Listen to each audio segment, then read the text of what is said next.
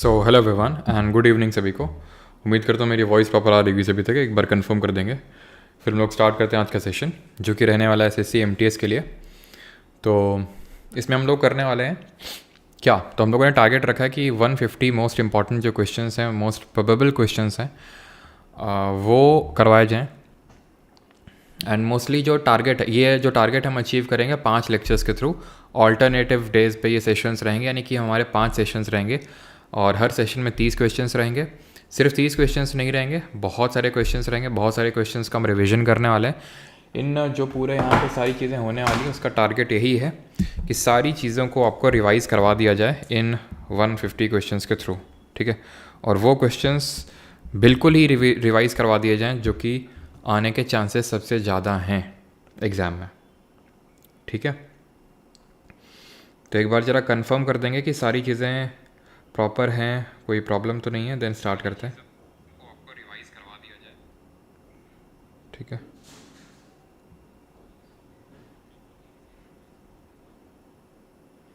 Sir मेरा CGL mains भी है, एमटीएस है, एनटीपीसी भी है, मैं क्या करूं क्या कृष्ण। जो मेन चीज़ है उस पर टारगेट करो, बाकी एग्ज़ाम्स भी दे देना।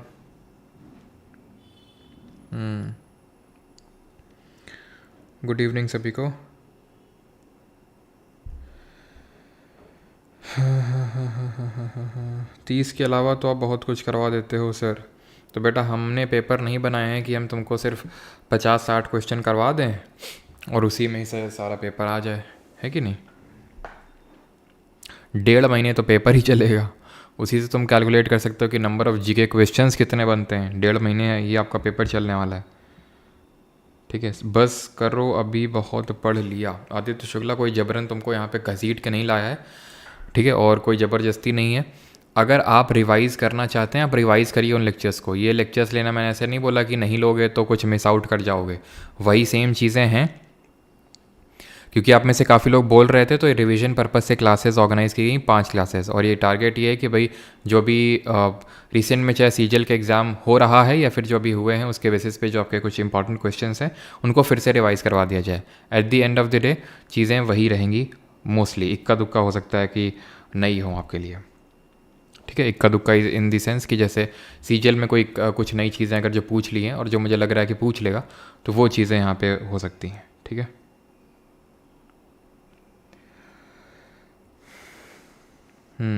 सर आज की सेकंड शिफ्ट टफ थी। यस मनीषा, टफ थी आज की सेकंड शिफ्ट।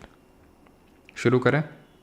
और यहाँ पे सारे मतलब एकदम बैलेंस मैंने बना के रखा हुआ है। बैलेंस इन दी सेंस कि आपको classical dance, folk dance, festival, musical instrument, polity, geography, history, science, सबके ही यहाँ पे आपको देखने को मिलेंगे क्वेश्चंस, ठीक है। एकदम बैलेंस्ड फॉर्म है। यस योगिता, अभी अपकमिंग बैच है, संडे को उसका अनाउंसमेंट होगा। पीवाईक्यू से कितना आएगा? इतना आएगा, ठीक। चलो अभी क्वेश्चन करते हैं। पहला question, which of the dance was immediately preceded by a practice session called as Seva Kali and undertaking in the presence of a temple. Seva Kali की परफॉर्मेंस किस में होती है? सेवा कली ये होता है, मतलब ये जो मेन डांस परफॉर्मेंस होता है उससे पहले सेवा कली होता है, ये कथक कली में होता है, ठीक है। सेवा कली एंड कथक कली, ऑप्शन नंबर ए यहाँ पे सही आंसर होगा। कहाँ का क्लासिकल डांस है? ये केरल का क्लासिकल डांस है। यहीं का एक और क्लासिकल डांस है जिसको हम किस नाम से जानते हैं? मोहिनीअट्टम के नाम से जानते हैं इसको, ठीक। अब यहाँ पे क्वेश्चन क्या पूछ सकता है कि इसके एक्सपोनेंट्स के नाम बताइए कथकली के। तो कथकली के कौन कौन से एक्सपोनेंट है? कैसे हम लोगों ने याद किया था कि कुछ कली बाल मिले ना मिले, कुछ कली मिल जाए, इस तरह से याद किया था। बाल मिले ना मिले, कुछ कली मिल जाए, कुछ कली मिल जाए, इस तरह से याद किया था। तो बाल से था पीवी बालकृष्णन, पीवी बालकृष्णन। मिलेना से था मिलेना साल्विनी। कुछ से था कुंचू कुरूप, ठीक है। कुंचू, इसको ऐसे याद कर लो, कुंचू कुरूप। और कली से कथक कली, जिसके एक्सपोनेंट हम याद कर रहे हैं। अब जब तुम कली खाओगे, जैसे कि किसी भी चीज़ की तुम कली खाओगे तो पानी तो पीना पड़ेगा ना। तो पानीकर जिसके सर नेम में आपको देखने को मिल जाए, वो कथकली से एसोसिएटेड ही होगा। कथक की बात करें, जो यूपी का क्लासिकल डांस है, इसमें कथा का मतलब क्या होता है? कथा का मतलब स्टोरी होता है। यहाँ भी कथा का मतलब स्टोरी होता है। ये यूपी का क्लासिकल डांस है। और जितने भी आपके जितने भी क्लासिकल डांसेज हैं वो किस में मेंशन है? नाट्य शास्त्र में। इस नाट्य शास्त्र को किसने कंपोज किया है, जरा ये बताना है आपको। हु कंपोज द नाट्य शास्त्र? तो कथक के एक्सपोनेंट की अगर बात करें तो सर नेम हमें पता है महाराज आपको देखने को मिलेगा, जैसे कि शंभू महाराज, लच्छू महाराज, अच्छन महाराज और बिरजू महाराज। ये सब किसके एक्सपोनेंट हैं? आपके कथक के हैं। ठीक है, कमेंट आपको बताना है कि बिरजू महाराज जी को पद्म विभूषण कब दिया गया था, when he was awarded Padma Vibhushan. साथ ही साथ और भी नाम आप रिकॉल कर सकते हैं, जैसे कि कुमुदिनी लखिया, रोशन कुमारी, अदिति मंगलदास। लिखने वाला नहीं हूँ मैं, ठीक है, ये सारी चीज़ें हम रिवीजन कर रहे हैं। अगर आपको कुछ नया लगता है ऐसा कि यार ये तो याद नहीं रहा, तो आप पेपर पेन लेके बैठिए, ठीक है। सिलेक्शन उसी का होगा जो अपने आप से एफर्ट डालेगा, क्योंकि आपको भी पता है कि भाई हर कोई अगर लेक्चर देख रहा है, आप में से काफ़ी लोग क्वेश्चन रहते हैं कि सारे हर कोई सर यहीं से पढ़ रहा है, तो फिर मतलब डिफ्रेंशिएटर कहाँ से आएगा? तो वो यहीं से आएगा जो खुद से एफर्ट मारेगा। पेन और पेपर लेके बैठिए। जो लिखने मेरा काम था, लिखने का, लिखाने का, सब कुछ मैंने सब में कर रखा है, चाहे वो बैच हो, पीवाई की सीरीज़ हो, एफआरबी हो, सब में कर लिया हमने वन शॉट में। अब आपका काम है कि वो अगर नहीं आपको रिकॉल हो रहा तो उस चीज़ को लिखिए। ओडिसी की जब हम बात करते हैं तो ओडिशा का ही है, और इसके एक्सपोनेंट सबसे इंपॉर्टेंट तो केलूचरण मोहापात्रा जी हैं। तो सर नेम में अगर आपको मोहापात्रा या फिर मोहंती दिख जाए तो आंसर आपका ओडिसी ही होगा। और ओडिसी से कौन कौन ओडिसी से एक चीज़ ध्यान रखना, हमारे दो एक्सपोनेंट हैं भरतनाट्यम के, एक है सोनल मानसिंह जी और एक है अलारमेल वेल्ली जी। दोनों लोग भरतनाट्यम के अलावा ओडिसी से भी एसोसिएटेड हैं। अलारमेल वेल्ली जी की जब हम बात करते हैं तो वो भरतनाट्यम का एक पंडा नल्लूर स्टाइल होता है। तो बहुत सारे स्टाइल होते हैं, जैसे कि वजुवूर स्टाइल होता है, पंडा नल्लूर होता है, ठीक है। तो वो पंडा नल्लूर स्टाइल से बिलोंग करती हैं कौन? अलारमेल वेल्ली। अलारमेल वेल्ली जी बिलोंग करती है पंडा नल्लूर से। और उसमें स्टेजेस होती हैं भरतनाट्यम में, वो ध्यान रखना, पदम, शब्दम, वर्णम, टिल्लाना, वो सब क्या होती हैं? स्टेजेस होती हैं। किसमें? भरतनाट्यम में, ठीक है। आगे बढ़ते हैं। और कुचिपुड़ी का कहाँ का क्लासिकल डांस है तो पता है आंध्र प्रदेश का, लेकिन वो सब इतना बेसिक नहीं पूछता है, बस इससे कि कहाँ का क्लासिकल डांस है। Dash literally means a dance of enchantress. It is one of the most striking in the Indian classical dance repertoire. तो डांस ऑफ एन्चेंट्रेंस का मतलब है कि मंत्र मुग्ध कर देने वाला एकदम, ठीक है। और ये है आपका मोहिनी अट्टम, जो कि अगेन कहाँ का है? अभी हम लोगों ने देखा था केरल का। ये एक वैष्णवाइट फॉर्म ऑफ डांस है। वैष्णवाइट का मतलब ये है कि अब देखिए जो डांस होती है ना, इसको पहले नाट्य शास्त्र को किसने कंपोज किया था? भरत मुनि ने। इसको हम 5th वेद के नाम से जानते हैं। तो ये जो वैष्णवाइट फॉर्म ऑफ डांस का मतलब ये है कि जितने भी हमारे डांस फॉर्म्स होते हैं उसमें दो फॉर्म ऑफ स्टाइल होते हैं। तो लास्ट से होता है जिसको कि हम सॉफ्ट टोन बोलते हैं, माता पार्वती से एसोसिएटेड है ये। और एक होता है तांडव, जो कि एग्रेसिव स्टाइल होता है, ये फेमिनाइन एस्पेक्ट को दिखाता है। और ये शिव जी को, यानी कि शिव जी यानी कि आपका मैस्कुलाइन एस्पेक्ट को दिखाता है ये, ठीक है, मैस्कुलिन एस्पेक्ट को। तो ये चीज़ आपको बताना चाहिए। लास्ट है तांडव। लास्ट से का मतलब होता है सॉफ्ट और तांडव का मतलब होता है थोड़ा सा हार्ड टाइप। तो ये जो होता है थोड़ा सा लास्ट से टाइप का होता है मोहिनी अट्टम। और वैष्णवाइट है, जैसे कि हमारा सत्तरिया जो असम का क्लासिकल डांस है, जो कि सन 2000 में उसको क्लासिकल डांस का स्टेटस मिला था।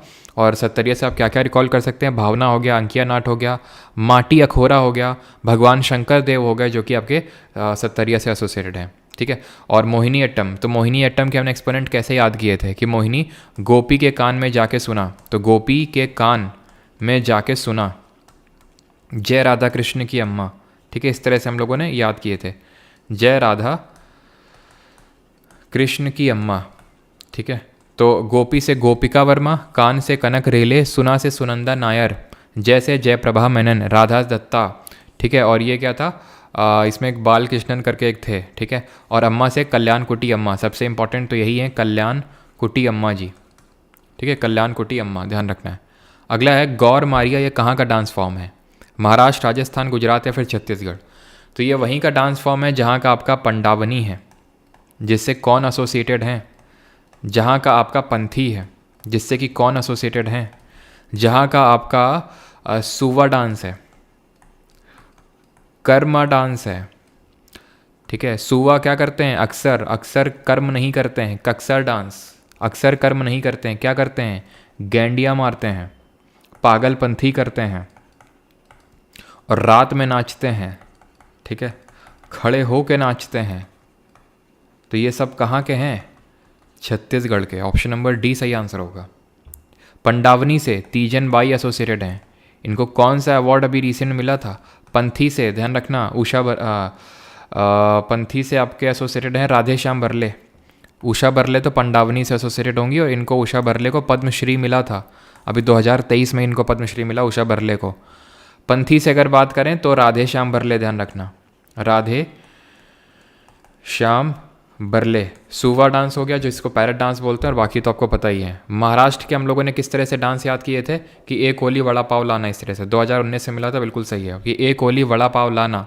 कोली से कोली डांस हो गया, वड़ा पाव से पाव डाव डांस हो गया, लावणी डांस हो गया जिसमें बैठा खींची परफॉर्मेंस होती है, लेजिम डांस हो गया, ये सब महाराष्ट्र के डांसेस हैं, ठीक है। गफा डांस हो गया, मौनी डांस हो गया, ढांगारी डांस हो गया, जो ढंग का नाटक, इस तरह से पूरी हम लोगों ने ट्रिक पढ़ी थी। राजस्थान के अगर डांसेस की अगर बात करेंगे तो राजस्थान में कौन कौन से होते हैं? घूमर, कौन सी ट्राइब परफॉर्म करती है इसको? कलबेलिया, कौन सी ट्राइब परफॉर्म करती है इसको? देन भवई, भवई आपका गुजरात में भी होता है। तेरह ताली, तरताली होता है मध्य प्रदेश में, और तेरह ताली होता है यहाँ पे आपका राजस्थान में। छंग डांस होता है, ध्यान रखना, छम डांस जो होता है वो अरुणाचल में होता है, छंग डांस जो है वो राजस्थान का है। तो घूमर को भील ट्राइब परफॉर्म करती है, भील ट्राइब। और कलबेलिया की अगर बात करें तो ये स्नेक जो ट्राइब होती है यहाँ की, जैसे कि गुलाबो सपेरा करके एक इसके एक्सपोनेंट है, तो वो इससे एसोसिएटेड है। गुजरात की अगर हम बात करें तो टिप्पणी हो जाएगा, भवाई तो हो ही जाएगा जो भवाई का अभी मैंने जिक्र किया, ठीक है। हुडो, डांडिया रास, डांडिया जो कि भगवान माता दुर्गा माता और महिषासुर के बीच के मॉक फाइट को दर्शाता है। गरबा डांस, तो ये सब आपके गुजरात के हैं, ठीक है। छत्तीसगढ़ के तो मैंने आपको बता ही दिए सारे। लंबाडी डांस कहाँ का फोक डांस है? लंबाडी तो, और नहीं, ये पूछ रहा कि कौन सी ट्राइब परफॉर्म करती है इसको? ये आंध्र प्रदेश का है। आंध्र प्रदेश के कौन कौन से आपको डांसेस या फिर फेस्टिवल के तौर पे भी इनको मनाते हैं, कौन कौन से हैं? एक तो ध्यान रखना धीमसा जो डांस है, ये ज़रा बताओ, जो धीमसा डांस है ये कहाँ, कौन सी वैली है, कौन सी वैली है जो इसको परफॉर्म करती है? बाकी तो ध्यान रखना आपके जैसे लंबाडी हो गया, वो है आंध्र प्रदेश के अलावा तेलंगाना का भी है ये, लंबाडी हो गया। बुट्टा बोमालू, ठीक है, बुट्टा बोमालू। बुर्रा काथा, ठीक है, बुर्रा काथा हो गया, ये सब आंध्र प्रदेश के हैं। धीमसा अगर हम बात करेंगे तो ये अराकू वैली में इसको परफॉर्म किया जाता है, अराकू वैली में। और लंबाडी डांस जो है इसको बंजारा ट्राइब परफॉर्म करती है, बंजारा। और धीमसा को ट्राइब परफॉर्म करती है जिसका नाम है पोरजा। ये तो उतना इंपॉर्टेंट नहीं पोरजा वाला, लेकिन ये पता होना चाहिए कि अराकू वैली है ये वैली का नाम पूछता है। पंडित भजन सोपोरी जिनका देहांत हुआ 2022 में, वो कौन से म्यूजिकल इंस्ट्रूमेंट के एक्सपोनेंट थे? तो भजन किसके गाए जाते हैं? शिव जी के, ठीक है। तो शिव कुमार शर्मा हो गए, शिव कुमार शर्मा हो गए, और इनके बेटे राहुल शर्मा हो गए, ठीक है। भजन सोपोरी हो गए, ये किसके एक्सपोनेंट थे? संतूर के। तो संत लोग जो हैं भजन गाते हैं शिव जी के। सितार की बात करते हैं तो सबसे फेमस एक्सपोनेंट है पंडित रविशंकर। किस घराने से बिलोंग करते हैं? भारत रत्न कब मिला था? ग्रैमी कब मिला था? ये सारी चीज़ें ज़रा बताइए कमेंट में। पंडित रविशंकर हो गए, इनके बेटी अनुष्का शंकर हो गई, विलायत खान हो गए, इमरात खान हो गए, निखिल बनर्जी हो गए, निखिल बनर्जी हो गए, बुद्धादित्य मुखर्जी हो गए। ये सारे किसके हैं? सितार के। सारे नाम पता होने चाहिए आपको। पंडित रविशंकर की अगर बात करेंगे तो 1999 में इनको भारत रत्न मिला। ग्रैमी, पहला ग्रैमी पाने वाले ये पहले भारतीय थे ग्रैमी पाने वाले। वेस्ट मीट्स ईस्ट के लिए इनको ग्रैमी मिला था। इनके भाई थे उदय शंकर, जिनको कि फ्यूजन डांस या फिर हाई फॉर्म ऑफ डांस को इंट्रोड्यूस करने के लिए जाना जाता है। पंडित रविशंकर बिलोंग करते थे मैहर घराने से। मैहर घराना मध्य प्रदेश का है, जिसके फाउंडर अलाउद्दीन खान थे। इनकी जो पहली वाइफ थी उनका नाम था अन्नपूर्णा देवी, जो कि किससे एसोसिएटेड थे जरा आप कमेंट में बताएंगे? अन्नपूर्णा देवी। तो और इनके अन्नपूर्णा देवी के जो भाई थे उनका नाम था अली अकबर खान। वो थे सरोद वादक। अली अकबर खान सरोद वादक थे, जो अलाउद्दीन खान के ही बेटे थे, ये बेटे बेटी थे अलाउद्दीन खान के। तो ये एसोसिएटेड थी सुरबहार से, ठीक है। तो ये पता होना चाहिए अली अकबर खान। और किसको हम सरोद सम्राट के नाम से जानते हैं जरा बताना कमेंट में।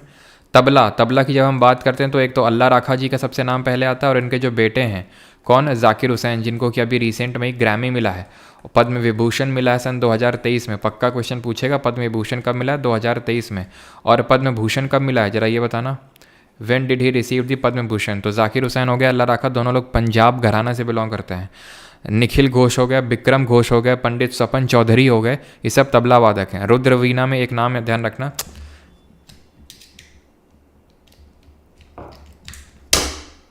रुद्रवीणा में एक नाम ध्यान रखना, जिया मोहिद्दीन डागर, ठीक है, Zia Mohiuddin Dagar, Dhrupad form of style को इन्होंने इंट्रोड्यूस किया, मेनली इनको क्रेडिट जाता है जिया मोहिउद्दीन डागर को। ठीक है, तो ये चीज़ ध्यान रखना। पहला ग्रामी पाने वाली पहली फीमेल कौन थी? तन्वी शाह थी, ये चीज़ ध्यान रखना। क्लियर? अमजद अली खान थे, बिल्कुल सही, Amjad Ali Khan.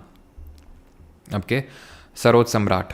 Who among the following Indian musicians is the inventor of Mohan Veena? Mohan Veena किसने इन्वेंट की? तोताराम शर्मा? नहीं, तोताराम शर्मा तो किससे एसोसिएटेड हैं? पखवाज से। ठीक है, ब्रजभूषण काबरा, ब्रजभूषण काबरा तो ये आपके उससे एसोसिएटेड होंगे, गिटार से। नाम में लिखा हुआ है Mohan Veena, Mohan Bhatt, option number C. Sandeep Das, ध्यान रखना, ये तबला से एसोसिएटेड है। अगला क्वेश्चन है, according to Sikh literature the birth anniversary of Guru Nanak Dev is celebrated on the full moon day of the Indian lunar calendar of Magh, Paush, Ashadh या फिर कार्तिक? तो ये आपसे क्वेश्चन पूछा जा रहा है कि जो गुरु नानक देव जी का बर्थडे है वो किस फुल मून डे में मनाया जाता है? सर भाई स्टैटिक जीके के सिर्फ क्वेश्चन नहीं है, इसमें सारे क्वेश्चन रखे गए हैं। अब शुरू में वो स्टैटिक जीके क्वेश्चन है तो उससे आप ये मत समझिए कि सारे स्टैटिक के ही हैं, अभी पॉलिटी के भी रखे हैं, ज्योग्राफी के भी रखे हैं, साइंस के भी रखे हैं, सबके हैं। ठीक है, चलिए, तो यहाँ पे सही आंसर क्या होगा? अकॉर्डिंग टू सिख लिटरेचर तो उनका जन्म कब होता है गुरु नानक देव जी का फुल मून? तो ये अप्रैल के टाइम पे होता है। ठीक है, और अप्रैल में हम क्या मनाते हैं? कार्तिक तो होगा नहीं, आषाढ़ सावन वो ये भी नहीं होगा। ठीक है, और माघ, पौष तो क्या होगा? ये आपका इसमें चैत्र के बाद आएगा आपका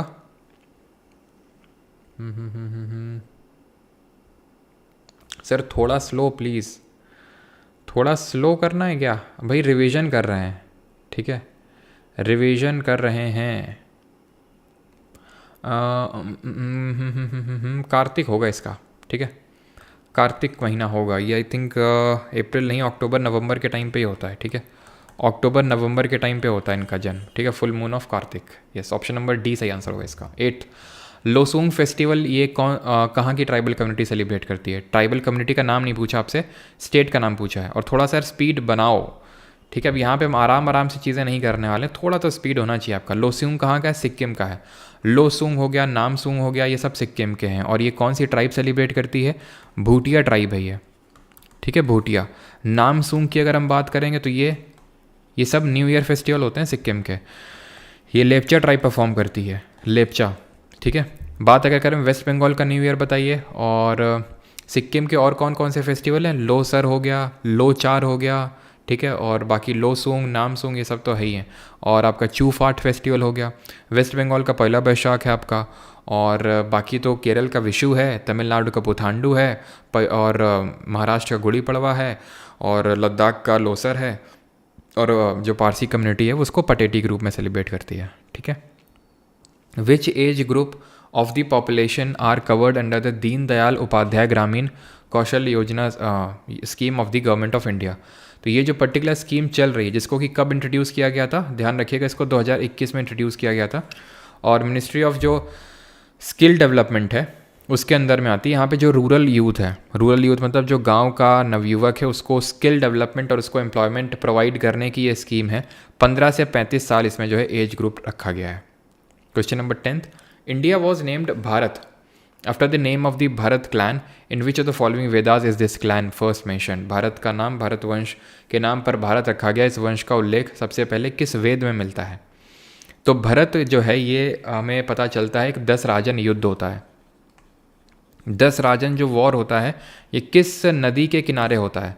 तो ये हमें मिलता है जो ऋग्वेद है, ऋग्वेद का जो 7वां मंडल है। हमें पता है कि जो ऋग्वेद है टोटल 10 बुक्स में डिवाइडेड है, उनको हम मंडल के नाम से जानते हैं। तो जो 7वां मंडल है उसमें 10 राजन वॉर के बारे में ये लिखा हुआ है कि जो भरत ट्राइब थी या फिर भारत ट्राइब थी, भारत क्लैन थे, तो इसके लीडर थे क्या नाम था उनका? एकदम से नाम यार जा रहा, भरत ट्राइब के एक लीडर थे, नाम एकदम से जा रहा है। और 10 ट्राइब एक साथ मिल गई थी। ठीक है, उनके अगेंस्ट में ये बैटल हुआ था, जहाँ पे जीत किसकी हुई थी? भरत ट्राइब की हुई थी। ये चीज़ मेंशन है ऋग्वेद में। ऋग्वेद की अगर बात करें तो ये सबसे ओल्डेस्ट वेद है, सबसे पुराना वेद है। It is the largest one. 10 मंडल तो मैंने बता ही दिया है। और सुदास नाम था, यस सुदास। ठीक है, किंग सुदास लीड कर रहे थे भरत ट्राइब को, जिनकी जीत हुई थी। इसी में आपका अगर हम बात करें तो जो थर्ड मंडल है उसमें गायत्री मंत्र मेंशनड है। सामवेद हमारा म्यूजिक के बारे में बताता है, यजुर्वेद प्रेयर्स के बारे में, अथर्ववेद मैजिकल स्पेल्स और चार्म्स के बारे में बताता है अथर्ववेद। ये चीज़ आपको पता होनी चाहिए, ठीक है। अगला क्वेश्चन है, और एक चीज़ ज़रा बताइए कि जो हिंदुज़म में 4 स्टेजेस ऑफ लाइफ बताई गई हैं, 4 स्टेजेस ऑफ लाइफ, ये क्वेश्चन अभी रिसेंट में एसएससी के एग्जाम में पूछा गया है, ध्यान रखिएगा इसको। तो 4 स्टेजेस ऑफ लाइफ में थर्ड स्टेज कौन सी होती है, जरा बताइए थर्ड स्टेज कौन सी होती है। तो पहली तो होती है ब्रह्मचर्य, ठीक है, पहली तो होती है ब्रह्मचर्य। दूसरी कौन सी होती है, दूसरी होती है गृहस्थ, जहाँ पे आप गृहस्थी बसाते हैं अपनी। तीसरी होती है जिसको हम बोलते हैं आप वनप्रस्थ करते हैं, आप वन की ओर जाते हैं, वनप्रस्थ होता है आपका, एंड देन आप क्या ले लेते हैं, संन्यास। तो ये 4 स्टेजेस होती हैं लाइफ की हिंदुइज्म में, ध्यान रखिएगा इसको। Who among the following had written the dark room that presents an Indian women in stiff opposition to male domination. निम्नलिखित में से किसने द डार्क रूम लिखी थी जो पुरुष वर्चस्व के कड़े विरोध में एक भारतीय महिला को प्रस्तुत करती है?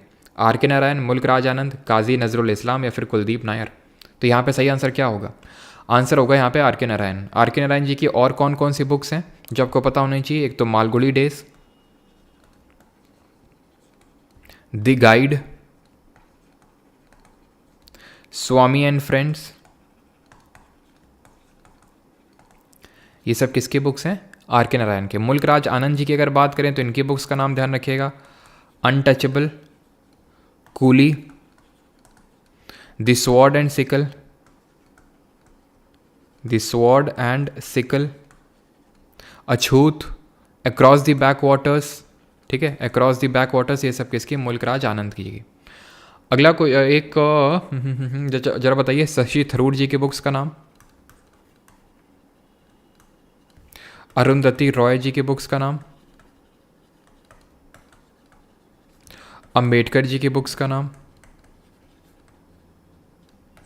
तो शशि थरूर ध्यान रखना, एक तो वाई एम हिंदू, ठीक है, वाई एम हिंदू के अलावा और कौन कौन सी? एक तो इन्होंने पैराडॉक्सिकल प्राइम मिनिस्टर लिखी थी, एन एरा ऑफ डार्कनेस इन्होंने किताब लिखी है।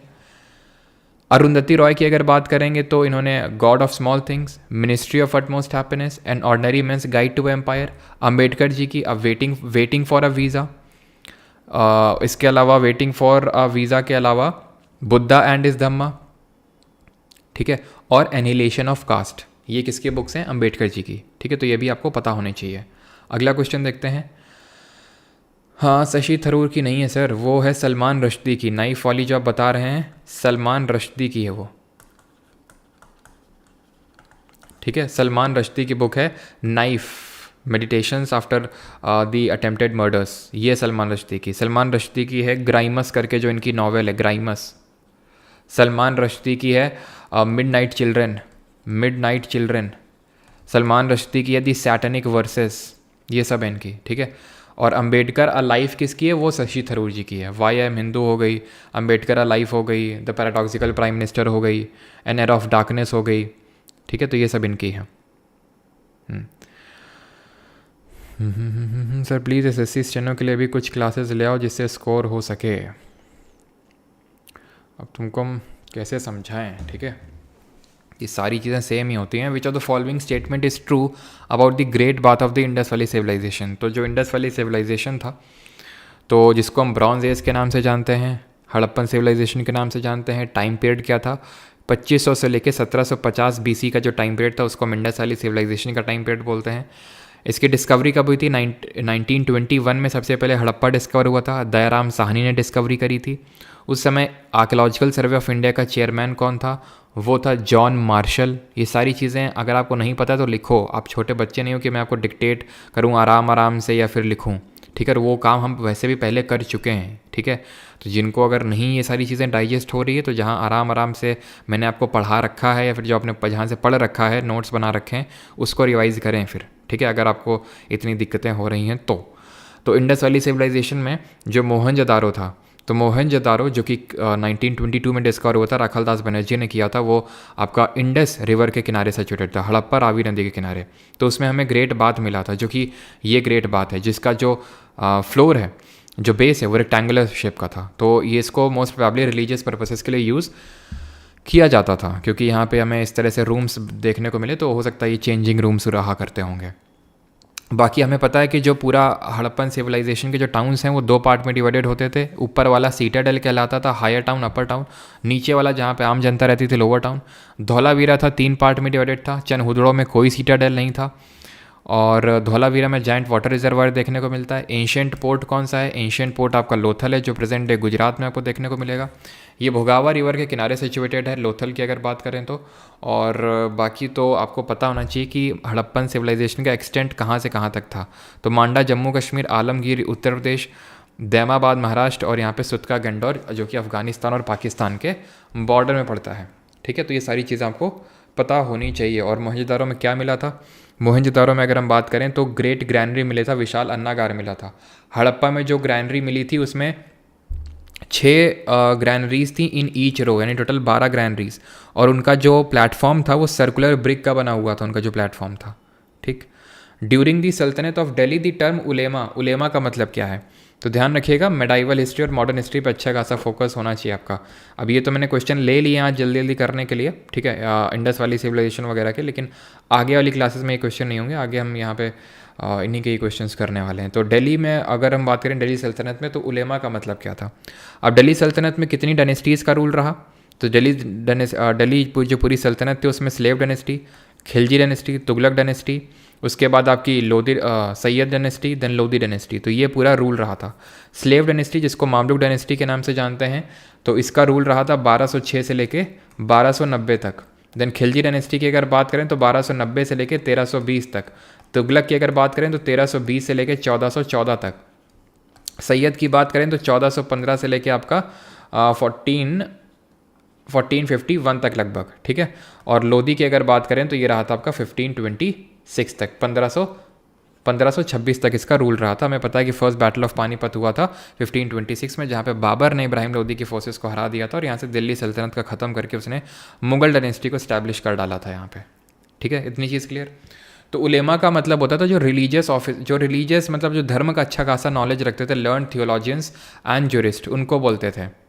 ठीक है, अब दिल्ली सल्तनत में अगर हम बात करें तो जरा बताओ इक्ता क्या होता था और इसको किसने इंट्रोड्यूस किया था? अगर टर्म्स की हम बात करें, मुनैयास कौन होते थे? मुनैया कौन होते थे जो यहाँ पे दिल्ली सल्तनत में देखने को मिलते थे? दिल्ली सल्तनत में ही आप बताएंगे कि सिजदा और पैबोस ये किसने इंट्रोड्यूस किया था?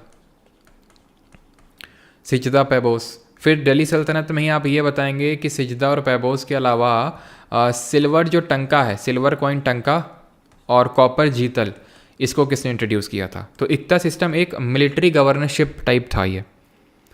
मतलब कि आपको एक पार्ट ऑफ लैंड दे दिया जाएगा, आप उसको गवर्न करिए, उससे रेवेन्यू निकालिए, हम आपको सैलरी नहीं देंगे, आप मिलिट्री मेंटेन करिए, आपको लैंड दे देंगे, उससे जितना रेवेन्यू आ रहा है उसका सर्टेन पार्ट हमको डिपॉजिट करो, बाकी खुद रखो। तो इसको इंट्रोड्यूस किया था इल्तुतमिश ने। और ख़त्म किसने किया था इसको जरा बताएंगे कमेंट में। मुनैयास जो है सीक्रेट स्पाइज हुआ करते थे, जो जासूस हुआ करते थे। सिजदा और पैबोस की इंट्रोडक्शन करी थी बलबन ने, जिसने खुद को ज़िले इलाही का टाइटल दिया था। और बलबन का एक टाइटल और ध्यान रखना, उलुग खान।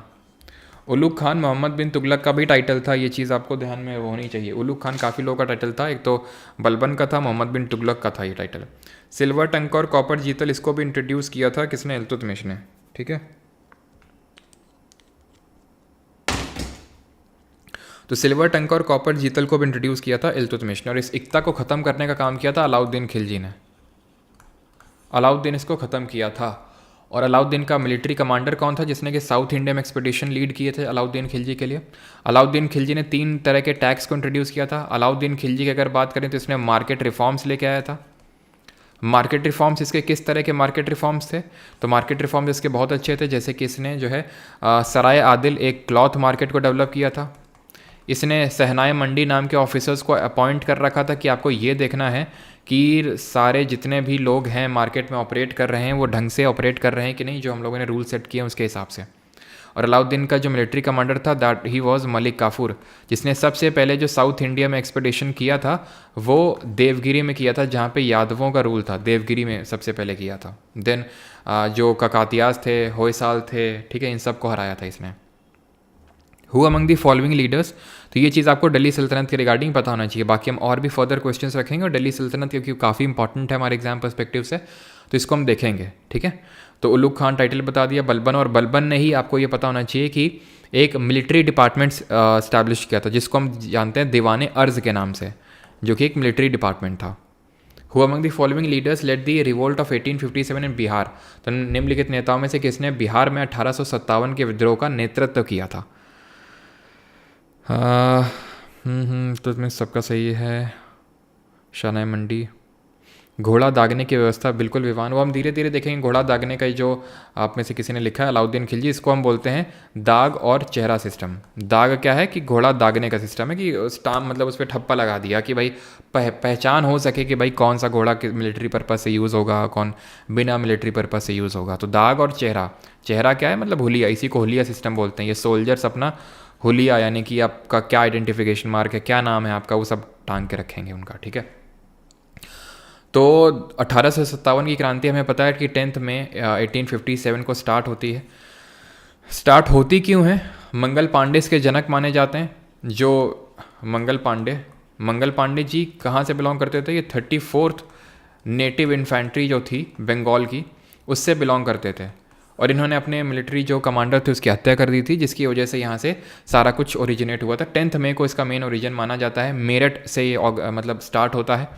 और दिल्ली चलो का ये जो सिपाही लोग होते हैं यानी सीपॉय, तभी इसको सीपॉय म्यूटिनी यानी कि सिपाही विद्रोह के नाम से जाना जाता है, वही मेन इसमें लीडर बन के आए।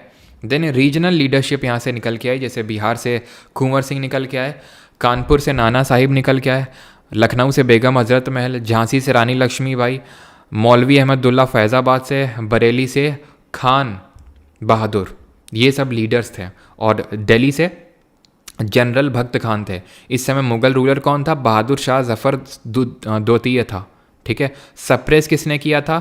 जॉन निकोलसन ने किया था दिल्ली से, ह्यू रोज ने किया था झांसी से, और कॉलिन कैम्पबेल ने किया था लखनऊ और कानपुर से। तो ये पता होना चाहिए कहाँ से किसने सप्रेस किया था। और इसके बाद क्या हुआ था? इसके बाद ये हुआ था कि 1858 में गवर्नमेंट ऑफ इंडिया एक्ट पास हुआ था, और ये कमिटी एक कमीशन बना था जिसको हम बोलते हैं पील कमीशन यानी पील आयोग। इस पील आयोग के रिकमेंडेशन, इसकी सिफारिश के बेसिस पे इंडियन आर्मी में इंडियंस की संख्या को काफ़ी कम कर दिया गया था। ईस्ट इंडिया कंपनी को ख़त्म कर दिया गया था, अबॉलिश कर दिया गया था, डायरेक्टली क्राउन रूल स्टैब्लिश कर दिया गया था। जो बोर्ड ऑफ गवर्नर और कोर्ट ऑफ डायरेक्टर एग्जिस्ट करते थे, इन दोनों को भी हटा दिया गया था। गवर्नर जनरल ऑफ इंडिया को वॉइस रॉय बना दिया गया था। इस समय वॉइस रॉय कौन था, जरा बताएंगे कमेंट में। और सेक्रेटरी ऑफ स्टेट नाम की एक पोजीशन क्रिएट कर दी गई, और उसको असिस्ट करने के लिए, उसकी सहायता करने के लिए 15 मेंबर की एक काउंसिल क्रिएट कर दी गई थी। ध्यान रखना इस समय कौन था? इस समय कैनिंग था। इस समय कैनिंग वॉइस रॉय हुआ करता था, मतलब पहला वॉइस रॉय बना जो गवर्नर जनरल होता था उस समय। The constitution of India was adopted by the constituent assembly in the year dash. तो भारत के संविधान को संविधान सभा द्वारा किस वर्ष में अपनाया गया था? तो जब हम संविधान सभा की बात करते हैं तो क्या याद आना चाहिए? Cabinet mission plan. इसी के रिकमेंडेशन पे सबसे पहले हमने कॉन्स्टिट्यूएंट असेंबली बनाया। और कॉन्स्टिट्यूएंट असेंबली ने कॉन्स्टिट्यूशन बनाने के अलावा और भी काफ़ी काम किए थे, जैसे कि कॉमनवेल्थ की मेंबरशिप को रेटिफाई किया था, नेशनल फ्लैग को अडॉप्ट किया था, नेशनल सॉन्ग जो है हमारा और नेशनल जो एंथम है उसको अडॉप्ट करने का काम किया था हमारी कॉन्स्टिट्यूएंट असेंबली ने। प्लस और इसने क्या किया था? इसने राजेंद्र प्रसाद को इलेक्ट किया था as the first president of India. तो कॉन्स्टिट्यूशन कब अडॉप्ट किया गया था? 1949 26 नवंबर 1949, जिस दिन हम संविधान दिवस मनाते हैं। अडॉप्ट तो इस दिन किया गया था, लेकिन लागू कब किया गया था? 26 जनवरी 1950 को। इस दिन एनफोर्स किया गया था, लागू किया गया था। कॉमनवेल्थ की मेंबरशिप को जो हमने रेटिफाई किया वो मई 1949 में किया। फ्लैग को जो हमने अडॉप्ट किया वो 22 जुलाई 1947 में किया। नेशनल सॉन्ग और एंथम को हमने अडॉप्ट किया 24 जनवरी 1950 को, और इसी दिन राजेंद्र प्रसाद को इलेक्ट किया गया था फर्स्ट प्रेसिडेंट। प्रेम बिहारी नारायण राजादा ने इंग्लिश में कॉन्स्टिट्यूशन को अपने हाथों से लिखा। वसंत कृष्ण वैद्य ने हिंदी से अपने हाथों से लिखा। और नंदलाल बोस और बेहर राम मनोहर सिन्हा ने इसको डेकोरेट करने का काम किया था। क्लियर है? इतनी चीज़ जब अडॉप्ट किया गया था कॉन्स्टिट्यूशन तो 395 आर्टिकल थे, 8 शेड्यूल यानी अनुसूचियाँ थी, और 22 भागों में संविधान यानी 22 पार्ट्स में डिवाइडेड था हमारा कॉन्स्टिट्यूशन। ठीक है। बाकी थोड़ा कमेटी के बारे में आपको नॉलेज होनी चाहिए कि जिस भी कमेटी का नाम यूनियन या फिर स्टेट से स्टार्ट होगा उसके चेयरमैन नेहरू होंगे। ये चीज़ हम लोगों ने देख रखी है। ठीक है। ड्राफ्टिंग कमेटी में टोटल कितने मेंबर्स थे? The concept of amendment of constitution in the Indian constitution was borrowed from the constitution of which of the following countries. Plus आपको बताना है कि अमेंडमेंट कौन से पार्ट ऑफ कॉन्स्टिट्यूशन में आपको देखने को मिलेगा, कौन से आर्टिकल में आपको देखने को मिलेगा और कितने टाइप के अमेंडमेंट्स होते हैं, ये आपको बताना है। ठीक है, तो यहाँ पे अगर हम बात करेंगे तो साउथ अफ्रीका से हमने अमेंडमेंट ऑफ कॉन्स्टिट्यूशन को लिया है। जर्मनी से क्या लिया है हमने, वित्तीय आपातकाल दैट इज़ फाइनेंशियल इमरजेंसी को यहाँ से लिया है। इसके अलावा और क्या लिया है हमने, जो मौलिक अधिकार यानी फंडामेंटल राइट्स सस्पेंड हो जाते हैं ड्यूरिंग नेशनल इमरजेंसी, वो हमने यहाँ से लिया है, Weimar constitution of Germany.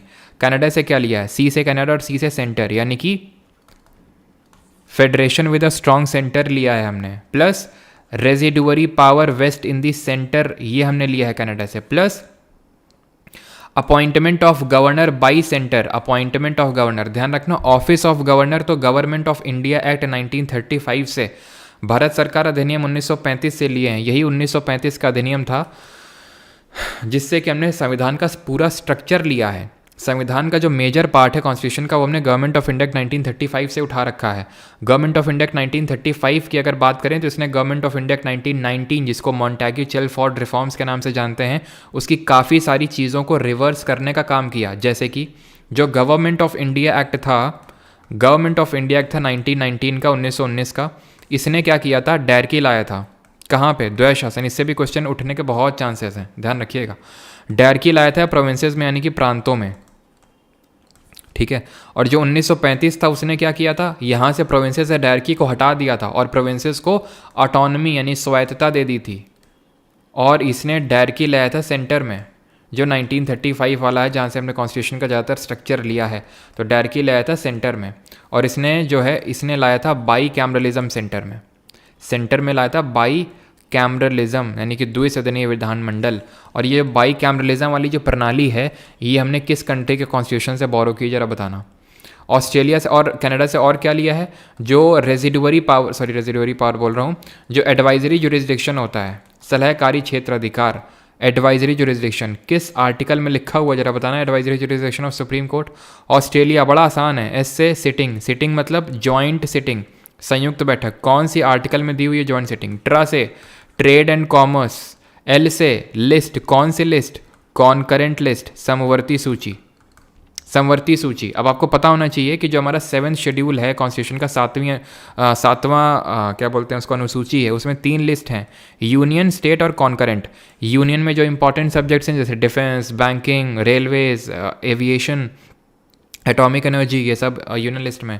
State list में कौन से हैं, पुलिस हो गई, सिर्फ दिल्ली ही है, आज रील डाली है मैंने, आपको पता होगा। पुलिस जो है दिल्ली के केस में वो यूनियन के हाथों में, लेकिन बाकी सब स्टेट और यूटी में पुलिस स्टेट के पास होती है। पुलिस हो गया, हेल्थ हो गया, ठीक है, लैंड डिस्प्यूट हो गया, एग्रीकल्चर डिस्प्यूट हो गया, ये सब आपके किस में आएंगे, स्टेट लिस्ट में आएंगे, एग्रीकल्चर वगैरह। ठीक है, कॉन्करेंट लिस्ट में जो आपका मैरिज और डाइवोर्स वाला केसेस होता है, मैरिज वगैरह। ठीक है, एजुकेशन आपका कॉन्करेंट लिस्ट में ही होता है। Weights and measures, weights and measures, ये सब आपका कॉन्करेंट लिस्ट यानी समवर्ती सूची में आता है।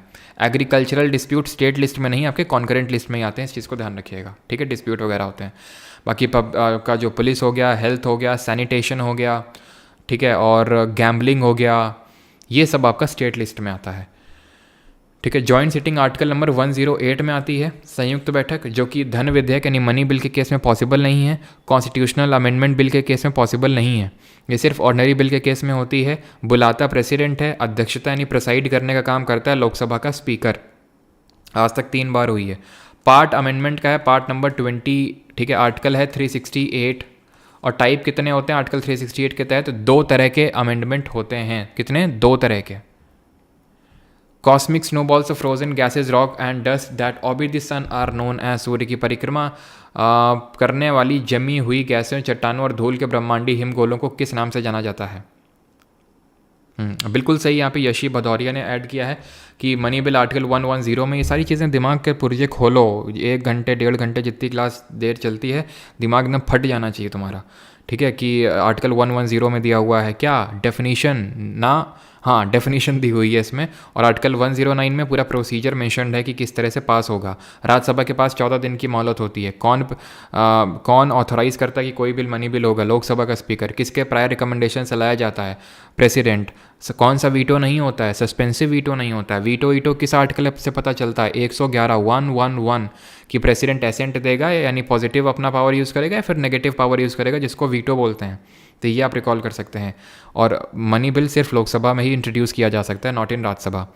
कॉस्मिक स्नोबॉल्स, और तो इनको क्या बोलते हैं? इनको कॉमेट्स बोलते हैं, कॉमेट्स। ठीक है, अब ये चीज़ आपको ध्यान रखना है। शूटिंग स्टार किसको बोलते हैं? तो मेटियोर्स को बोलते हैं। ठीक है, शूटिंग स्टार्स। तो ये तो चलो ठीक हो गया। आप ये बताइए कि जो हमारे एस्टेरॉइड होते हैं, एस्टेरॉइड क्या होते हैं? ये पूरे मतलब पत्थर के बने होते हैं। कॉमेट वगैरह इसमें आइस वगैरह होती है, तो जब सन के पास से गुजरते हैं तो ऐसा लगता है कि जब ये आइस क्या होता है ना, आइस जब पिघलती है तो ऐसा लगता है मतलब है ना, टेल से निकल के आती है इसकी। एस्टेरॉइड क्या होते हैं? पूरे पत्थर के बने होते हैं। तो जो एस्टेरॉइड बेल्ट है ये किन दो प्लैनेट के बीच में है, ये आपको बताना है। जो क्यूपर बेल्ट है वो किस प्लैनेट के बियॉन्ड एग्जिस्ट करती है? Kuiper belt. तो एस्टेरॉइड बेल्ट हमें पता होना चाहिए मार्स और जुपिटर के बीच में है। मार्स यानी कि मंगल और जुपिटर यानी बृहस्पति के बीच में एस्टेरॉइड बेल्ट एग्जिस्ट करती है। क्यूपर बेल्ट जो है बियॉन्ड नेपच्यून एग्जिस्ट करती है। और ये चीज़ आप कमेंट में बताएंगे कि किसने नेपच्यून की डिस्कवरी करी थी। तो आपको याद होगा लेवेरियर करके नाम था साइंटिस्ट का, जब उन्होंने यूरेनस का जो भयंकर टिल्ट था उसको ऑब्जर्व करने के लिए जब ऑब्जर्व कर रहे थे, तब वहीं से ही सारी चीज़ें जो है नेपच्यून की डिस्कवरी हुई थी। ये चीज़ पता होनी चाहिए। प्लस आपको प्लैनेट के रिगार्डिंग सब कुछ पता होना चाहिए। जैसे कि प्लैनेट के रिगार्डिंग मैं आपसे क्वेश्चन पूछता हूँ कि ब्राइटेस्ट प्लैनेट कौन सा है? जो ब्राइटेस्ट है वही आपका हॉटेस्ट भी है, सबसे गर्म भी है। उसी को ये अर्थ का ट्विन सिस्टर बोलते हैं। उसी को मॉर्निंग स्टार और इवनिंग स्टार के नाम से जानते हैं। ठीक है, देन आपको बताना है कि कौन सा प्लैनेट है जो कि क्लॉकवाइज, दो प्लैनेट हैं जो हमारे क्लॉकवाइज रोटेट करते हैं, बाकी सारे एंटी क्लॉकवाइज ही रोटेट करते हैं। देन आपका बताना है एक ड्वार्फ प्लैनेट है। ड्वार्फ प्लैनेट है, ध्यान रखना आपका जो क्यूपर बेल्ट है ना, इसमें 3-4 ड्वार्फ प्लैनेट हैं। जैसे कि प्लूटो है, मेक है, हॉमिया है और एरिस है। ये 4 इंपॉर्टेंट ड्वार्फ प्लैनेट ध्यान रखना। अर्थ के नियरेस्ट, अर्थ के सबसे नज़दीक जो सबसे ड्वार्फ प्लैनेट है उसका नाम सिरस है। ये आपका जो एस्टेरॉइड बेल्ट है ना वहाँ पर एग्जिस्ट करता है। प्लस एक चीज़ आपको बताना है कि डब्ल्यू शेप का कौन सा कॉन्स्टिलेशन होता है, कौन सा हमारा कॉन्स्टिलेशन आप जानते हैं, ग्रुप ऑफ स्टार्स जो डब्ल्यू शेप का होता है। तो क्लॉकवाइज में आता है वीनस और यूरेनस, नस। ठीक है, और ब्राइटेस्ट हॉटेस्ट ये आपका वीनस है। डब्ल्यू शेप का जो होता है आपका उसको हम बोलते हैं, कैसे हम लोगों ने याद किया था, कैसियोपिया। ठीक है, तो कैसियोपिया करके ये आपका एग्जिस्ट करता है। ठीक है, आगे बढ़ते हैं। बाकी आपको ये बताना है कि अर्थ की एज कितनी है, अर्थ की एज कितनी है, और सोलर सिस्टम के एवोल्यूशन को लेके किसने अपनी थ्योरी दी थी, और किसने यूनिवर्स की स्टडी को क्या बोलते हैं, कॉस्मोलॉजी, वो नहीं पूछेगा आपसे। यूनिवर्स किस तरह से ओरिजिनेट हुआ था, इसको लेके किसने अपनी थ्योरी दी थी। तो ध्यान रखना इसको लेके बिग बैंग थ्योरी आई थी। बिग बैंग थ्योरी ये किसने दी थी? बिग बैंग थ्योरी ये दी थी लेमाइटर ने। और सोलर सिस्टम के एवोल्यूशन की थ्योरी किसने दी थी? ये दी थी सबसे पहले इमैनुअल कांत ने, और बाद में इसको लैपलेस ने रिवाइज किया था। इसको हम बोलते हैं nebular Laplace theory. Nebular Laplace theory के नाम से जानते हैं। माना जाता है कि nebula means rotating cloud of dust and gases. तो वो रोटेट करता ही हमारा सोलर सिस्टम बना। ठीक है, सोलर सिस्टम बना हमारा किसमें? मिल्की वे गैलेक्सी में। मिल्की वे गैलेक्सी के सबसे नज़दीक कौन सी गैलेक्सी है? एंड्रोमेडा गैलेक्सी है। ये पता होना चाहिए आपको। ठीक है, आगे बढ़ें अभी। अब देखो हैं तो अनंत चीज़ें बताने के लिए, लेकिन मैं दिमाग से वही चीज़ें निकाल रहा हूँ जो आपके एग्ज़ाम में पूछ सकता है। ठीक है, बाकी आपके दिमाग से भी कुछ चीज़ें निकल सकती हैं जो मैंने आपको पहले पढ़ाई हैं जो इंपॉर्टेंट है। Southern part of India lies in which belt? Rain, temperate, polar या फिर वार्म? कौन सा बेल्ट है इंडिया का? तो बड़ा आसान है। देखो, ट्रॉपिक ऑफ कैंसर 8 राज्यों से गुजरती है। बहुत पुराना सवाल हो चुका है अब तो ये जो नीचे वाला पार्ट है ये ट्रॉपिकल होता है। और क्योंकि ये ट्रॉपिकल होता है तभी जब कोयपन क्लाइमेटिक क्लासिफिकेशन करते हैं तो इसको कैपिटल ए से डिनोट करते हैं। ऊपर वाला क्या है? टेम्परेट है। लेकिन ऐसा तो है नहीं कि यहाँ बर्फबारी हो रही है इस रीजन में, कि इसके ऊपर बर्फबारी हो रही है, यहाँ खूब गर्मी पड़ रही है। तो ये वार्म टेम्परेट होता है, और वार्म टेम्परेट को हम कैपिटल सी से दर्शाते हैं, कैपिटल सी से वार्म टेम्परेट। ए क्या होता है, ट्रॉपिकल होता है। बी क्या होता है, ड्राई होता है। ये क्या है, कोएपन क्लाइमेटिक क्लासिफिकेशन, जो कब दिया गया था, 1884 में दिया गया था। ये एक एम्पेरिकल क्लाइमेटिक क्लासिफिकेशन होता है। डी कोल्ड स्नो फॉरेस्ट, ई कोल्ड क्लाइमेट, और एच जो है, एक सेकेंड, तो ये क्या हो रहा है अभी ये क्या हो रहा है भाई, ये लिख के क्यों आ रहा, जो मैं बोल रहा हूँ क्या पागल हो गया क्या ये? अभी सही है क्या हो गया था ये? चलो, तो खैर ट्रॉपिकल वेट क्या बता रहा था मैं, ठीक है। तो ये चीज़ ध्यान रखना, ये अरावली है। अरावली के वेस्टर्न, नॉर्थ वेस्टर्न साइड में पूछता है डेजर्ट कहाँ पे देखने को मिलता है, तो अरावली के, किसका कॉल आ रही है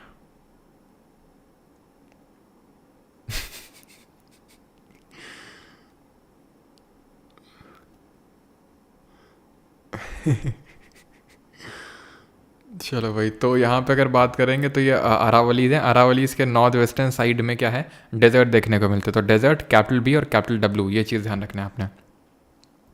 बाकी तो और कोपेन क्लाइमेटिक क्लासिफिकेशन जानते हैं। यहाँ पे क्या है, मानसून विद ड्राई समर, ये कोरोमंडल कोस्ट है।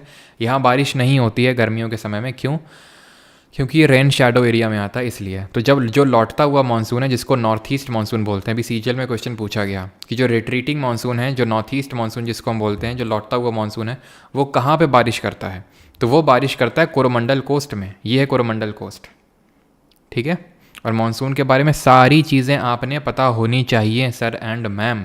क्या क्या पता होना चाहिए कि सबसे पहले तो प्री मानसून शावर्स पता होने चाहिए, कि यहाँ पे मैंगो शावर्स और ब्लॉसम शावर्स के नाम से जानते हैं, क्योंकि कॉफ़ी की फ्लावर्स की ब्लॉसमिंग में हेल्प करते हैं।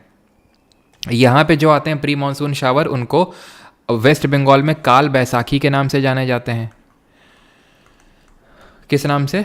काल बैसाखी के नाम से जाने जाते हैं। यहाँ पे बरदौली चीरहा के नाम से जाने जाते हैं असम और बांग्लादेश में, ठीक। ओवरऑल नॉर्वेस्टर के नाम से जानते हैं, नॉर्वेस्टर। फिर अगर हम बात करेंगे तो ये पता होना चाहिए कि monsoon first week of June में आता है, ठीक। जब जून में आता है तो 3 ब्रांचेस होती हैं, मेनली 2 ब्रांच होती हैं, एक तो अरेबियन सी ब्रांच और Bay of Bengal branch. Bay of Bengal branch पहले अंडमान निकोबार आइलैंड में बारिश करती है, मेघालय में हिट होती है। मेघालय की जो हिल्स हैं वो यहाँ पे डिफ्लेक्ट करेंगी, देन दोनों का मिलन होता है पंजाब प्लेन्स में, एंड देन जैसे अभी सितंबर अक्टूबर का टाइम है तो यहाँ से ये रिट्रीट करना स्टार्ट कर देंगे, north western part of India से रिट्रीट करना स्टार्ट करेंगे। लेकिन इसको बोलते हैं नॉर्थ ईस्ट मानसून है, बिकॉज जब निकल के आता है, जो कि बारिश करता है कोरोमंडल कोस्ट में, तो वो नॉर्थ ईस्टर्न साइड से विंड आती है, इसलिए उसको नॉर्थ ईस्टर्न मानसून बोलते हैं, ठीक है। क्लियर थी चीज़? तो यहाँ पे आंसर क्या हो जाएगा, सदर्न पार्ट जो आपका वार्म ये बेल्ट में आएगा। और ये चीज़ थोड़ा सा चार्ट देख लेना कोएपन क्लासिफिकेशन वाला का, कि ए में कितने टेम्परेचर रेंज होता है, बी में, ये सब मैं आपको पढ़ा चुका हूँ वैसे तो, बट फिर भी जिन लोगों को नहीं पता है तो एक बार ये देख लेना, ठीक है, क्योंकि क्वेश्चन इस पर CPO या CHSL में बना था। Which of the following oceans is surrounded by the continent of North America and South America to the east, यानी इसका जो ईस्ट वाला बाउंड्री है वो नॉर्थ और साउथ अमेरिका से लगा हुआ है।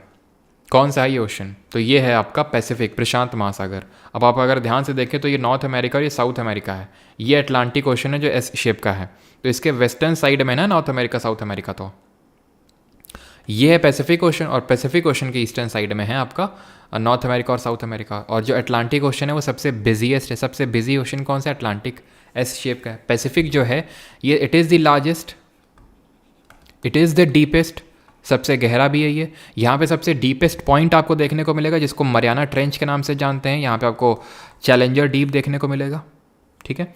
इंडियन ओशन में अगर बात करेंगे तो इट इज़ जावा ट्रेंच, जो सबसे डीपेस्ट है, and it is the only ocean named after a country. सबसे छोटा कौन सा है? आर्कटिक। कैसे याद करते हैं? पैसा करके याद करते हैं, ठीक है, PAISA। पैसिफिक सबसे बड़ा, आर्कटिक सबसे छोटा। विच of the following dynasty ruled in the northern part of Maharashtra? निम्नलिखित में से किस राजवंश ने महाराष्ट्र के उत्तरी भाग में शासन किया था? ककातिया, मौखरी, वकाटाका या फिर गौड़? तो गौड़ प्रोविंस तो यहाँ पे थे ईस्टर्न साइड में, याद है, पोस्ट गुप्ता डायनेस्टी है जिसको हर्षवर्धन ने हराया था। गौड़ के राजा कौन थे? शशांक, इनको ही तो हराया था। देन यहाँ पे ककातिया रूल कर रहे थे, ठीक है, ककातियाज ऑफ वारंगल, ककातियाज रूल कर रहे थे यहाँ पे, जिन्होंने गोलकोंडा फोर्ट बनवाया था। और ककातिया के ही फ्यूडेटरी थे विजयनगर एम्पायर वाले, है ना, हरियर बुक का, जिन्होंने इस्टेब्लिश किया। मौखरी की बात करें तो ये नदन पार्ट में थे मौखरी। कहाँ पे थे ये मौखरी? उत्तर प्रदेश वाले पार्ट में, पोस्ट गुप्ता डायनेस्टी थी। मौखरी के ही तो राजा थे ग्रहवर्मन, जिनसे शादी हुई थी हर्षवर्धन की बहन राजश्री के साथ। और यहीं के मौखरी के ही रूलर थे ईशान वर्मन, जिन्होंने टाइटल लिया था महाराजा धीराज का। वाकाटाका की अगर बात करेंगे तो वो यहाँ पे था आपका वाकाटाका है, ठीक है, नदन पार्ट ऑफ महाराष्ट्र में। ये आपका महाराष्ट्र है, इसके नदन पार्ट में था आपका मौखरी। और यहाँ पे था आपका एक ध्यान रखना, सॉरी मौखरी बोल रहा हूँ, वाकाटाका, ठीक है। यहाँ पे एक था आपका ध्यान रखना, उसका नाम था एक सेकेंड याद करने दो, मैत्रक, ठीक है, मैत्रक।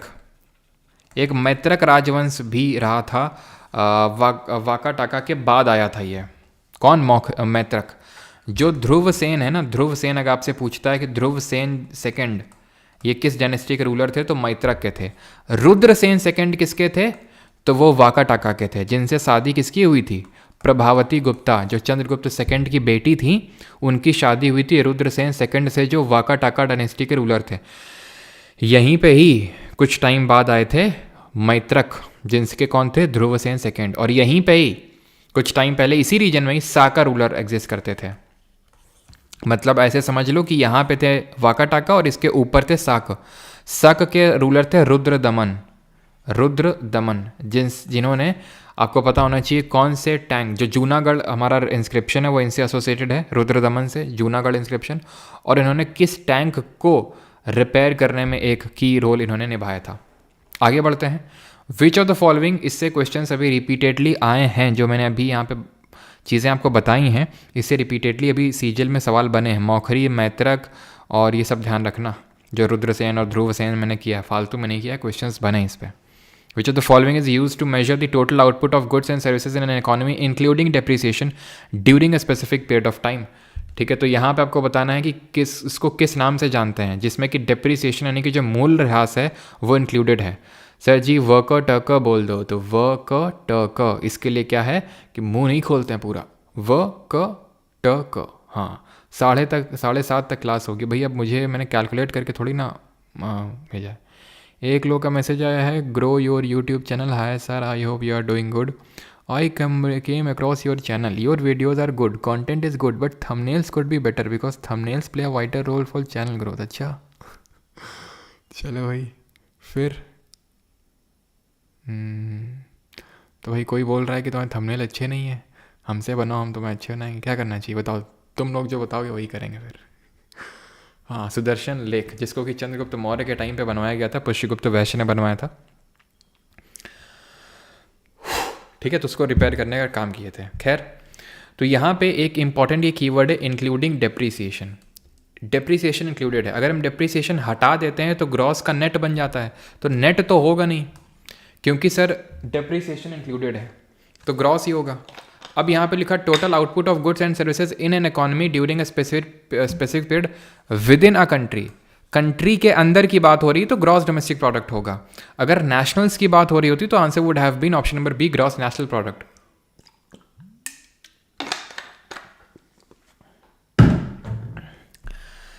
पूरा कलानुक्रम फिर से समझा देता हूं बिकॉज ये बहुत इंपॉर्टेंट है। पहली बात तो ये नेशनल इनकम का कॉन्सेप्ट है। नेशनल इनकम ये हम कितने टाइप से कैलकुलेट करते हैं ये बताना जरा।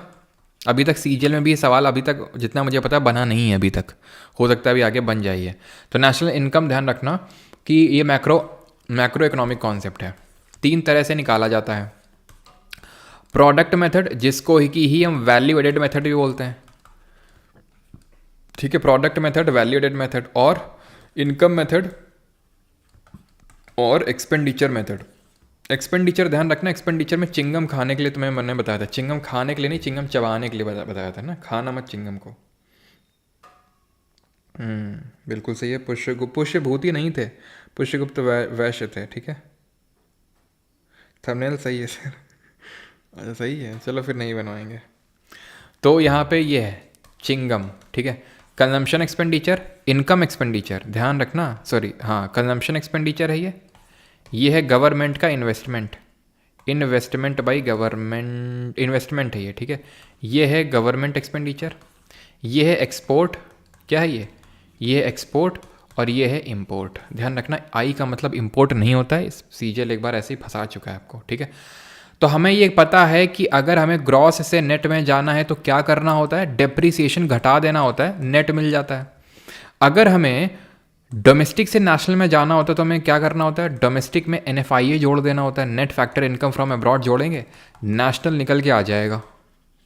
देन अगर हमें फैक्टर कॉस्ट पे जाना है मार्केट प्राइस से, तो हम मार्केट प्राइस में क्या करेंगे, नेट इनडायरेक्ट टैक्स को घटा देंगे। What is this net indirect tax, indirect tax minus subsidy होता है ये नेट इनडायरेक्ट टैक्स। तो ये चीज़ आपको पूरा पता होना चाहिए कि अगर हमें किसी से किसी में जाना है तो कैसे जाना है, रास्ता पता होना चाहिए।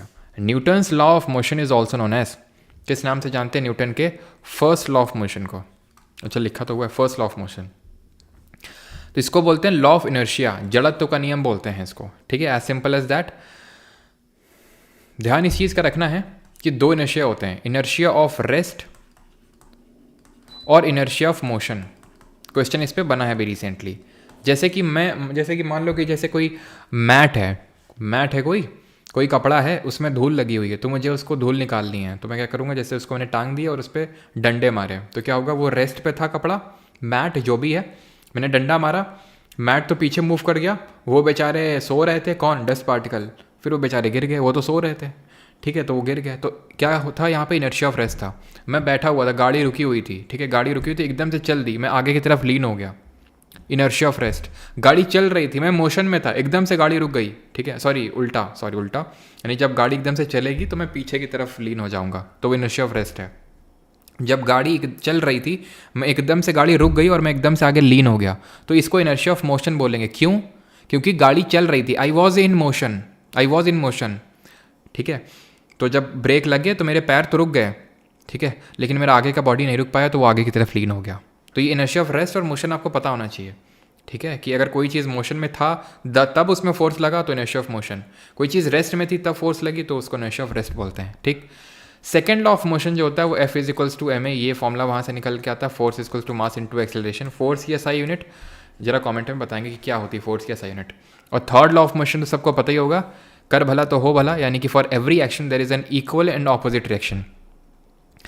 जैसे for example rowing of boat हो गया, जो नाव चलाते हैं, जो रॉकेट आपका जिस प्रिंसिपल पे काम करता है, थर्ड लॉ ऑफ मोशन पे ही काम करता है। फोर्स की जो SI यूनिट होती है दैट इज न्यूटन होती है इसकी SI यूनिट। क्लियर है, आगे बढ़ जाएं। What is the SI unit of inductance, प्रेरकत्व की SI इकाई क्या है, सीमेंस है, फैरेड है, हेनरी है या फिर टेस्ला है। SI यूनिट ऑफ इंडक्टेंस, तो ध्यान आपने रखना है कि इंडक्टेंस जो होता है इसकी SI यूनिट होती है हेनरी। सीमेंस जो होती है कंडक्टेंस की होती है, किसकी होती है, कंडक्टेंस की। रेजिस्टेंस की क्या होती है, what is the SI unit of resistance. Farad किसकी होती है, कैपेसिटेंस की, ठीक है, कैपेसिटेंस की होती है। Tesla magnetic field. तो रेजिस्टेंस की होती है ओम मीटर किसकी होती है, ये होती है रेजिस्टिविटी की। रेजिस्टिविटी या फिर इसी को बोलते हैं स्पेसिफिक रेजिस्टेंस। R = ρl/A। जो रेजिस्टेंस होता है, जो प्रतिरोध होता है, वो डायरेक्टली प्रोपोर्शनल होता है लेंथ के, इन्वर्सली प्रोपोर्शनल होता है एरिया ऑफ क्रॉस सेक्शन के। ये चीज़ हमें पता होनी चाहिए, ठीक है। अब इसी से हम कैलकुलेट करते हैं तो मीटर निकल के आ जाता है। ये जो होता है ये रो, यही होता है रेजिस्टिविटी या फिर स्पेसिफिक रेजिस्टेंस, जो कि लेंथ या एरिया ऑफ क्रॉस सेक्शन पे डिपेंड नहीं करती है, मटेरियल पे डिपेंड करती है। प्लस आपको पता होना चाहिए कि रेजिस्टेंस का कॉन्सेप्ट दिया किसने था, तो ओम्स लॉ दिया गया था। किस साल दिया गया था ओम्स लॉ, जरा कमेंट में जल्दी से बताएं, when was Ohm's law given. तो इसमें बोला गया था V = I × R। V क्या है, पोटेंशियल डिफरेंस, जिसको बोलते हैं विभवांतर। वोल्ट इसकी SI यूनिट होती है। I क्या है यहाँ पे, I है करंट, जिसकी SI यूनिट क्या होती है, जिसकी SI यूनिट होती है एम्पियर। और इसको मेजर किससे करते हैं, एमीटर से मेजर करते हैं। और R रेजिस्टेंस की तो मैंने बता दिया है ओम होती है, और इसको दिया गया था 1827 में, ठीक है। बिल्कुल कंडक्टेंस की अगर हम बात करेंगे तो सीमेंस होती है, या फिर इसी को हम ओम इनवर्स लिख देते हैं, या फिर मो भी बोल देते हैं इसको, ठीक है।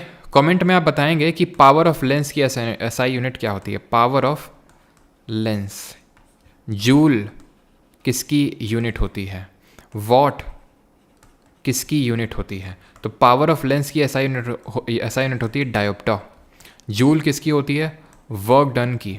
जूल किसकी होती है, एनर्जी की। वॉट किसकी होती है? पावर की। और कमर्शियल यूनिट ऑफ एनर्जी की क्या होती है? कमर्शियल यूनिट ऑफ एनर्जी को मेजर करते हैं किलो वॉट आवर में, जिसको हम एक यूनिट बिजली बोलते हैं, किलो वॉट आवर को। एंड एक बताना कि हर्ट्ज किसकी होती है? हर्ट्ज। डेसिबल किसकी होती है? डेसिबल।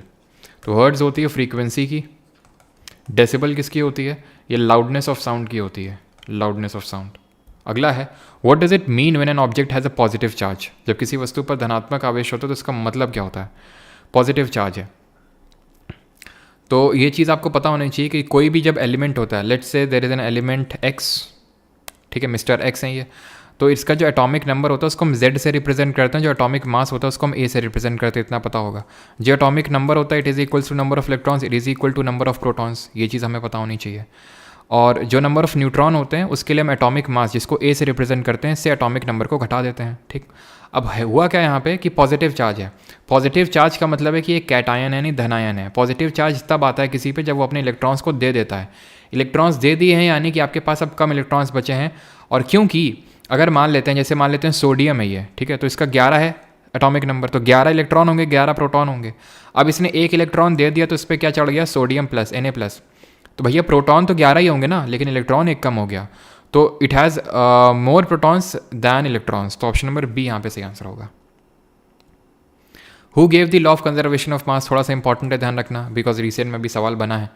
यानी कि जो द्रव्यमान का संरक्षण का सिद्धांत है वो किसने दिया? Robert Boyle, Joseph Proust, Antoine Lavoisier या फिर एवोगाड्रो? किसने दिया law of conservation of mass? तो law of conservation of mass जो है ये दिया लेवोइजियर ने, option number C. Joseph Proust ने, ध्यान रखना, ये दिया लॉ ऑफ फिक्स्ड प्रपोर्शन। कौन सा लॉ दिया? लॉ ऑफ फिक्स्ड प्रपोर्शन दिया है किसने? जोसेफ प्राउस्ट ने। एवोगाड्रो ने एवोगाड्रोज लॉ दिया है इन्होंने, और इनका एवोगाड्रो नंबर का वैल्यू ध्यान रखना 0.6.02 इंटू 10⁻23। इसी को हम बोलते हैं एक मोल। एक मोल ये किसकी यूनिट होती है? अमाउंट ऑफ सब्सटेंस की यूनिट होती है। अमाउंट ऑफ सब्सटेंस की यूनिट होती है एक मोल। बॉयल से क्या याद कर सकते हैं? बॉयल्स लॉ याद कर सकते हैं जो 1662 में दिया गया था। बॉयल्स लॉ 1662 में जो दिया गया था, इसने क्या बोला था? Pressure is inversely proportional to volume, यानी कि जो दाब होता है वो आयतन के व्युत्क्रमानुपाती होता है। और चार्ल्स लॉ की अगर बात करें, चार्ल्स लॉ, तो ये 1787 में दिया गया था। It states that volume is directly proportional to the absolute temperature. Gay Lussac क्या बोलता है? जो चार्ल्स बोलता है वही गै लुसाक भी किसी हद तक वही सेम चीज़ ही बोलता है वो, ठीक है। ये चीज़ आपने ध्यान रखनी है। और एक चीज़ ध्यान रखना, डाल्टन्स लॉ ऑफ, डाल्टन ने दिया था क्या? Law of partial pressure. Law of partial pressure इन्होंने ही दिया था। प्लस डाल्टन को हम जानते हैं एटॉमिक थ्योरी यानी परमाणु सिद्धांत इन्होंने दिया था, और लॉ ऑफ पार्शियल प्रेशर तो मैंने आपको बता ही दिया है। Plus Graham's law of diffusion याद रखिएगा, ठीक है। वैसे तो उतना उससे क्वेश्चन बनता नहीं है, लेकिन ध्यान रखना rate of diffusion, Graham's law of diffusion क्या बोलता है कि जो रेट ऑफ डिफ्यूजन होता है वो इन्वर्सली प्रोपोर्शनल होता है under root of molar mass, ठीक। Which of the following disease causes locked jaw problem? इनमें से कौन सी डिजीज़ है जिससे कि जबड़ा आपका लॉक हो जाता है, उससे खाना खाने चबाने में बहुत दिक्कत होती है? Hepatitis, TB, tetanus, typhoid? क्या आंसर होगा? तो जो हेपेटाइटिस है ये तो वायरस की वजह से होने वाली बीमारी है, और ये आपका जॉ नहीं, ये मेनली आपका लिवर को अफेक्ट करता है, ठीक है। हैवी श्योर वैक्सीन याद रखेंगे। टीबी माइकोबैक्टीरियम ट्यूबरकुलोसिस यानी बैक्टीरिया के वजह से होने वाली डिजीज़ है, जो कि हमारे मेनली रेस्पिरेटरी ट्रैक्ट या फिर मेनली लंग्स को अफेक्ट करती है। कौन? टीबी। टेटनस सही आंसर होगा। टेटनस जो है हमारा किसको अफेक्ट करता है ये? तो टेटनस जो होता है ये जो हमारा पूरा न्यूरल सर्किटरी है उसको डिस्टर्ब करके रख देता है ये। कौन? टेटनस। तो टेटनस की वजह से ही लॉक्ड जॉ का जो प्रॉब्लम है वो निकल के आता है, ठीक है। तो हमारे कई सिस्टम होते हैं, जैसे सर्कुलेटरी सिस्टम होता है, रेस्पिरेटरी सिस्टम होता है, डाइजेस्टिव सिस्टम होता है, एक्सक्रीटरी सिस्टम होता है, ठीक है। तो ये पता होना चाहिए कौन किससे अफेक्ट होता है। जो टेटनस है वो जो हमारा न्यूरल सर्किटरी है उसको डिस्टर्ब कर देता है, ठीक है। टाइफॉइड या फिर जो हमारा पूरा न्यूरल स्ट्रक्चर है, टाइफॉइड की अगर बात करेंगे तो ये भी बैक्टीरिया की वजह से होने वाली बीमारी है। सैल्मोनेला टाइफाई नाम का बैक्टीरिया होता है। मैं क्यों बता रहा हूँ आपको ये? क्योंकि अभी रिसेंट में क्वेश्चन बने कि कौन से वायरस की वजह से होने वाली बीमारी है, कौन सी आपकी बैक्टीरिया की वजह से होने वाली बीमारी है, कौन सी प्रोटोजोआ की वजह से होती हैं, ठीक है। तो मैंने आपको बताया था जैसे टीबी हो गया, टेटनस हो गया, टाइफाइड हो गया, ये सब आपकी बैक्टीरिया की वजह से होते हैं। टेटनस क्लॉस्ट्रीडियम टेटने की वजह से होती है। पोलियो हो गया, स्मॉल पॉक्स हो गया, चिकन पॉक्स हो गया, हेपेटाइटिस हो गया, मम्स हो गया, ये सब ठीक है, ये सब आपकी किसकी वजह से होते हैं? वायरस की वजह से होते हैं। डेंगू आपकी वायरस की वजह से होता है, ठीक है। डेंगू का कैरियर मच्छर कौन होता है? फीमेल एडीज एजिप्टी होता है। मलेरिया का कौन होता है? फीमेल एनोफिलीज होता है। मलेरिया किसकी वजह से होता है? प्रोटोजोआ की वजह से होता है, ना वायरस ना बैक्टीरिया, प्रोटोजोआ की वजह से। प्रोटोजोआ की वजह से ही हमारी और भी डिजीज़ होती हैं, जैसे कि काला आजार, जिसमें कि स्प्लीन यानी कि जो पेट होता है उसका साइज़ बढ़ जाता है। इसी की वजह से होता है हमारा उसको बोलते हैं, क्या बोलते हैं उसको? एक तो काला आजार हो गया, और वो कौन सा डिजीज़ होता है एकदम से दिमाग से जा रहा है, जो ये काला आजार तो होता है आपका, एक काला आजार होता है, और वो क्या होता है? ट्रिपैनोसोमा, ठीक है। एक सेकेंड, ट्रिपैनोसोमा तो आपका प्रोटोजोआ है। Sleeping sickness, alright, sleeping sickness, sleeping sickness. तो स्लीपिंग जो सिकनेस है वो ट्रिपैनोसोमा प्रोटोजोआ की वजह से होती है, और सेसे फ्लाई कैरियर होती हैं उसमें। काला आजार की अगर हम बात करें तो इसमें लेशमैनिया प्रोटोजोआ होता है, और कैरियर होता है सैंड फ्लाई। ये ध्यान रखना, सैंड फ्लाई कैरियर होता है और लेशमैनिया इसमें होता है प्रोटोजोआ। यहाँ पे जो कैरियर होते हैं वो सेसे फ्लाइज होती हैं, और जो आपका ट्रिपैनोसोमा है वो प्रोटोजोआ होता है, ट्रिपैनोसोमा। मलेरिया में होता है प्लाज्मोडियम, ठीक है। तो ये पता होना चाहिए बैक्टीरिया की वजह से कौन सी होती हैं, और आपकी वायरस की वजह से कौन सी होती हैं, और फंगस की वजह से कौन सी होती हैं। तो फंगस से हम ऐसे याद करते हैं बरसा, ठीक है। बाल्डनेस हो गया, अस्थमा हो गया, ठीक है, रिंग वॉर्म हो गया, और एस स्केबीज हो गया, और ऐसे हो गया एथलीट्स फुट। तो ये फंगस यानी कवक की वजह से होती हैं बीमारियाँ। Fishes have how many heart chamber? तो हार्ट चैम्बर से पक्का सवाल बनेगा एमटीएस में, फॉर श्योर 100% पक्का बनेगा। फिशेज के 2 होते हैं, 3 किसके होते हैं? 3 होते हैं रेप्टाइल्स के, जो सरीसर्प होते हैं उनके 3 होते हैं। इसमें एक अपवाद होता है जिसको हम बोलते हैं क्रोकोडाइल, इसके 4 होते हैं, 3 ना होकर इसके 4 होते हैं। 4 और किसके होते हैं? जो पक्षी लोग होते हैं, जो मैमल्स होते हैं, उनके होते हैं 4। तो ये ध्यान रखना है आपको कि किस में कितने हार्ट चैम्बर होते हैं। जो रेप्टाइल्स होते हैं ये कोल्ड ब्लडेड होते हैं। कोल्ड ब्लडेड का मतलब है कि इनका जो खून होता है वो ठंडा होता है, ये कोल्ड ब्लडेड होते हैं। एव्स और मैमल्स की अगर बात करेंगे तो ये वार्म ब्लडेड होते हैं, ठीक है, वो वार्म ब्लडेड होते हैं। अगला क्वेश्चन है, और एक चीज़, ये सब जो हो गया, फिशेस हो गए, रेप्टाइल्स हो गए, एव्स हो गए, मैमल्स हो गए, किस फाइलम ऑफ एनिमल किंगडम से बिलोंग करते हैं? Which phylum of animal kingdom? Pivot is associated with which sports? तो जो पिवट टर्म है ये किस खेल से संबंधित है? गोल्फ, स्विमिंग, चेस या फिर बास्केटबॉल? तो गोल्फ से तो ध्यान रखना, जैसे कि आपका ईगल हो गया, बर्डी ईगल हो गया, एल्बर्ट्रॉस हो गया, ये है गोल्फ से। स्विमिंग से अगर मैं बात करूं तो जैसे बटरफ्लाई जो टर्म है वो एसोसिएटेड है। चेस से गैम्बिट हो गया, स्टेलमेट हो गया, चेकमेट हो गया, ये सब एसोसिएटेड हैं किससे? चेस से। कमेंट में बताएंगे कि चेस में जो नंबर ऑफ बोर्ड्स हैं वो कितने होते हैं, ठीक है, कितने बोर्ड्स यानी कितने खाने होते हैं उसमें बने होते हैं, नंबर ऑफ पीसेस कितने होते हैं इसमें। बास्केटबॉल की अगर बात करेंगे तो इससे एसोसिएटेड है टर्म पिवटिंग, प्लस इसी में ही होता है ड्रिबलिंग, ड्रिबल होता है, ध्यान रखना। ड्रिबल सिर्फ बास्केटबॉल में नहीं होता है, ड्रिबल हॉकी में भी होता है, ड्रिबल फुटबॉल में भी होता है। तो आपसे कई बार ये क्वेश्चन पूछता है कि इन स्पोर्ट्स में किससे ड्रिबल एसोसिएटेड नहीं है, ऐसे पूछ लेता है वो। बोर्ड 64 होते हैं, पीसेस 32 होते हैं, 16 सफ़ेद 16 काले, उसमें से 8 पॉन होते हैं। 16 की बात करूँ, फिर टोटल 32 में अगर बात करूँ तो आपके 16 तो हो जाते हैं। देखो समझ गया ना कि 32 पीसेस होते हैं, 32 पीसेस होते हैं, 16 काले 16 सफ़ेद, 16 एक बंदे के पास और 16 दूसरे के पास। उसमें अब अगर मैं 16 की अगर मैं बात करूँ, 16 का बाइफर्केशन, तो उसमें 8 प्यादे होते हैं, दैट इज़ पॉन्स होते हैं, ठीक है। 2 होते हैं क्या? 2 होते हैं बिशप, 2 होते हैं रुक, और 2 होते हैं नाइट, यानी कि 2 × 3 हो गया आपका, यानी कि 8 और 6 14, बचे कितने? 2। तो एक किंग होता है और एक क्वीन होता है या फिर होती है, ठीक है। तो ये 16 हो गए, ऐसे ही मतलब दूसरे पार्टी के पास भी ऐसे ही रहेंगे, ठीक है, क्लियर है। बास्केटबॉल में नंबर ऑफ प्लेयर्स कितने होते हैं? नंबर ऑफ प्लेयर्स, तो नंबर ऑफ प्लेयर्स होते हैं, बास्केट हम कितनी लाते हैं? 5 बास्केट लेके आए, ठीक है, उसमें 6 वॉली डालते हैं, 7 दिन हैंड का हम यूज़ नहीं करते हैं, ठीक है, और ठीक है, हैंड और नेट का। तो ये आपका हो जाएगा बास्केटबॉल, ये हो जाएगा आपका वॉलीबॉल, ये हो जाएगा आपका हैंडबॉल एंड नेट बॉल, और 9 दिन, ठीक है, 9वें दिन हमें क्या मिल गया? बेस मिल गया, ठीक है। बेसबॉल। तो इस तरह से हम इसमें बॉल जितने भी सफिक्स आते हैं जितने भी स्पोर्ट्स में वो सब हम ऐसे याद कर सकते हैं। अगला क्वेश्चन है second last question of the day and that is who give the term ecology इन 1866। 1866 में परिस्थितिकी जो शब्द है वो किसने दिया था इस टर्म को? पोलो में 4 होते हैं, बिल्कुल। वाटर पोलो में कितने होते हैं?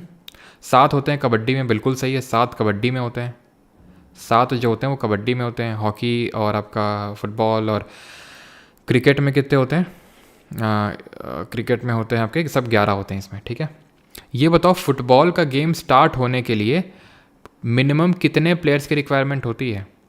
फुटबॉल का गेम स्टार्ट होने के लिए मैक्सिमम तो 11 होते हैं, लेकिन कितने अगर प्लेयर्स होंगे तो गेम स्टार्ट हो जाएगा? जल्दी से बताइए। तो आगे बढ़ते हैं। वाटर पोलो में 7, 4 नहीं, पोलो में 4 होते हैं, वाटर पोलो में 7 होते हैं प्लेयर, ध्यान रखना 7 प्लेयर। अभी हॉकी 5S वर्ल्ड कप हुआ था, आप सभी को पता होगा कहाँ पे हुआ था? ओमान की कैपिटल मस्कट में हुआ था ये, ठीक है। उसको किसने जीता है? मतलब मेल और फीमेल दोनों एक ही टीम ने जीता है। चलिए, तो अगर हम बात करें खो खो में 9 होते हैं, बिल्कुल 7 7 7 7 सबका सही है। 7 सबका सही है, 7 सबका सही है, ठीक है। 1866 में अर्न्स्ट हैकल ने दिया था। ये जो बाकी ऑप्शन है मैंने ऐसे ही नहीं रखे, तांसले। इन्होंने इकोसिस्टम टर्म दिया था, इकोसिस्टम ये टर्म इन्होंने दिया था।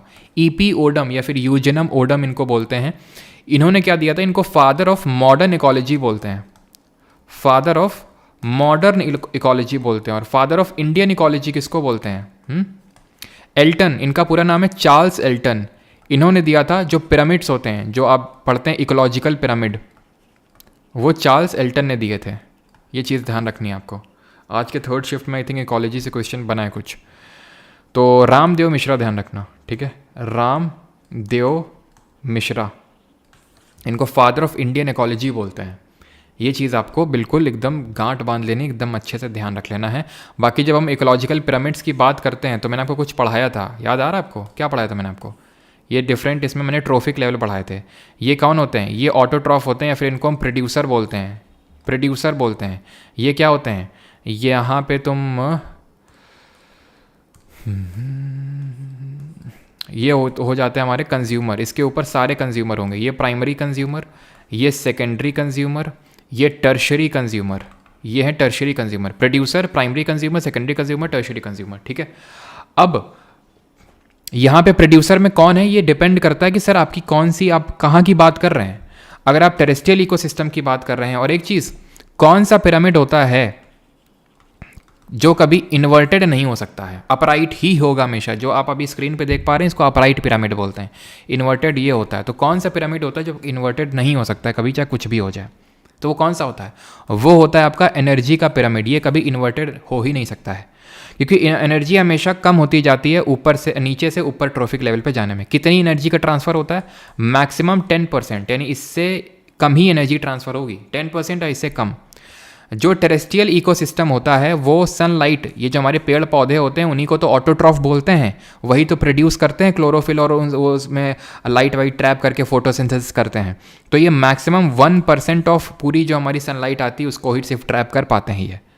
देन प्राइमरी कंज्यूमर आते हैं, जिसमें कि हमारे हर्बीवोर्स आ जाते हैं, जैसे गाय हो गई, ठीक है, मेंढक वगैरह हो गई, ये सब प्राइमरी कंज्यूमर होते हैं। ग्रास हॉपर हो गए, ये सब। सेकेंडरी कंज्यूमर में आ जाएंगे जो प्राइमरी कंज्यूमर पे फीड करते हैं, जैसे कि शेर वगैरह हो गए हमारे, सांप हो गया, सांप वगैरह हो गए। अब सांप वगैरह को कौन खाता है? चील वगैरह। तो चील वगैरह जो है, ईगल वगैरह, वो टर्शरी कंज्यूमर में आ जाएंगे। क्लियर रहती चीज़। जो हमारा एक्वेटिक इकोसिस्टम होता है, एक्वेटिक इकोसिस्टम यानी जो पानी के अंदर होता है, पानी के अंदर क्या काम करता है? तो पानी के अंदर जो प्रोड्यूसर होते हैं उनको बोलते हैं फाइटोप्लैंक्टन। पानी के अंदर जो होते हैं उनको बोलते हैं फाइटोप्लैंक्टन। इन फाइटोप्लैंक्टन पे जो फीड करते हैं उनको बोलते हैं जू प्लैंक्टन। और जू प्लैंक्टन पे जो फीड करते हैं वो स्मॉल, छोटी मछलियाँ होती हैं, और उन पे जो फीड करते हैं वो बड़ी मछलियाँ होती हैं।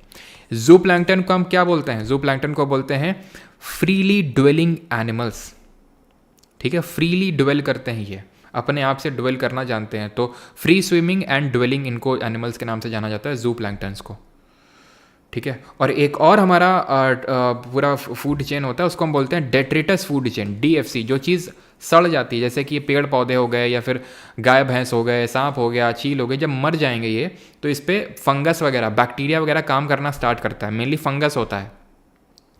तो वो क्या करेगा? इसको सड़ाएगा और इसका क्या बना देगा? ह्यूमस बना देगा। ह्यूमस क्या होता है? एक डार्क कलर का एमॉर्फस सॉलिड कंपाउंड होता है, डार्क कलर का एमॉर्फस सॉलिड कंपाउंड होता है। तो DFC का मतलब होता है, फुल फॉर्म ही पूछ लेता है कभी कभी, तो डेट्रिटस फूड चेन। इसमें जो डेट्रीवोरस होते हैं, डेट्रीवोरस जैसे फंगस बैक्टीरिया, इसको सड़ाते हैं, ठीक है, और इसको क्या ह्यूमस बनाते हैं और इसको मिट्टी में मिला देते हैं बाद में। क्लियर इतनी चीज़? And the last question is which Indian state has maximum road density in India? Bharat में सर्वाधिक सड़क का घनत्व तो किस भारतीय राज्य में है? ये आपसे क्वेश्चन पूछा है और ये इसका सही आंसर क्या होगा? इसका सही आंसर होगा नन ऑफ दीज।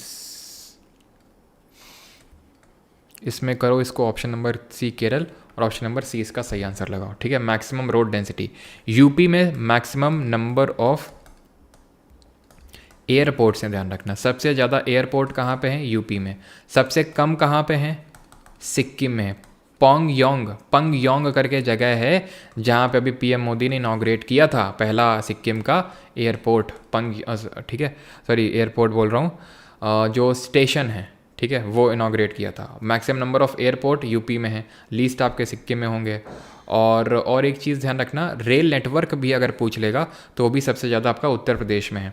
कमेंट में बताइए जो गोल्डन क्वाड्रिलेटरल है, गोल्डन क्वाड्रिलेटरल क्या है? जो हमारे 4 सिटीज़ को, गोल्डन क्वाड्रिलेटरल जो है वो जो 4 सिटीज़ को कनेक्ट करता है, कौन कौन सी? दिल्ली हो गई, मुंबई हो गई, चेन्नई हो गई और वेस्ट जो कोलकाता हो गई, इसको गोल्डन क्वाड्रिलेटर बोलते हैं। इसकी लेंथ कितनी है? 5846 किलोमीटर्स है। सबसे लंबा हमारा नेशनल हाईवे कौन सा है? NH44 है, जो नेशनल हाईवे नंबर 1 है, NH नंबर 1 है। ये अमृतसर टू कैलकाटा को कनेक्ट करने का काम करता है ये, ठीक है। अमृतसर को कैलकाटा से कनेक्ट करने का काम करता है नेशनल हाईवे नंबर 1, जिसको कि हम शेर शाह सूरी मार्ग के नाम से भी जानते हैं।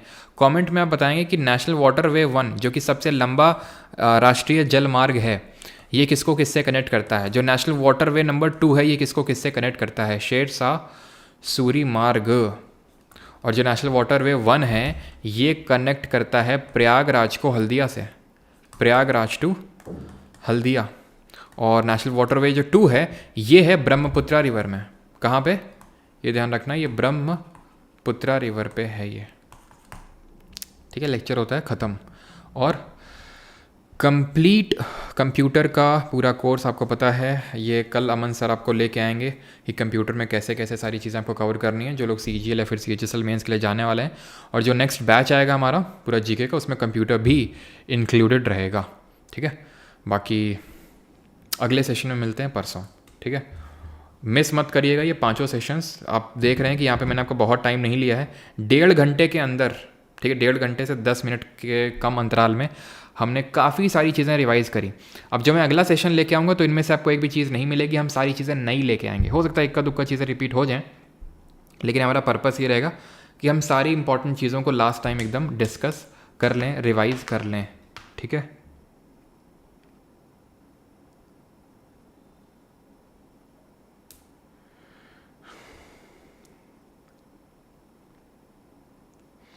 बंगाली बाबा मन चाहा। अच्छा सर, एक बार ओही ओही बोल ओही ओही। बैच का रिकमेंडेशन तुम लोगों से पूछा था क्या होना चाहिए था, तो सब लिख रहे हैं सर ओही ओही नाम होना चाहिए। तुम लोगों से बैच का रिकमेंडेशन नाम पूछा था, तुम लोग कुछ भी लिख रहे हो।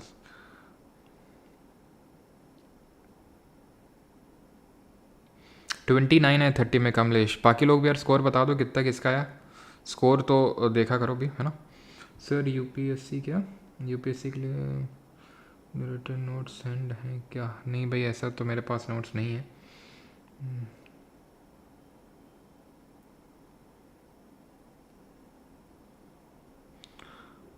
बुट्टा बना लो बुट्टा बना लूँ बैच, अच्छा बुट्टा बना लो। बुर्रा का था बैच है, लंबाड़ी है बैच, धीमसा बैच, क्यों वकाटका बैच, पहला बैशाख बैच, यही सारे तुम लोगों के पास नाम बचे हैं बस अब। चलो भाई, और कल आप लोगों को रील मिलेगी किस पे, कहाँ के फेस्टिवल पे आपको रील चाहिए बताओ, कल उसी पे रील दे देते हैं आपको।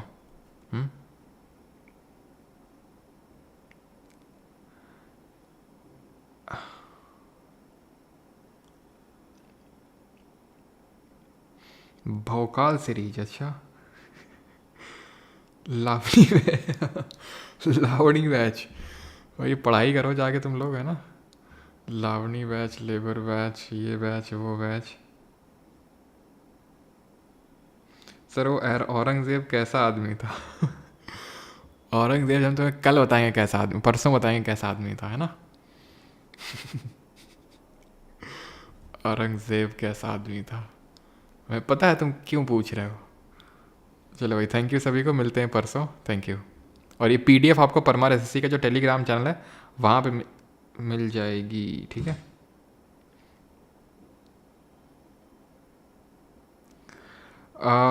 एनाक्षी सरकार जी, ये जो कंप्यूटर वाला है ये परमार एकेडमी ऐप पे है, ठीक है, परमार एकेडमी ऐप पे, ठीक है। Thank you. कोर्सेज सेक्शन में आप जाएंगे।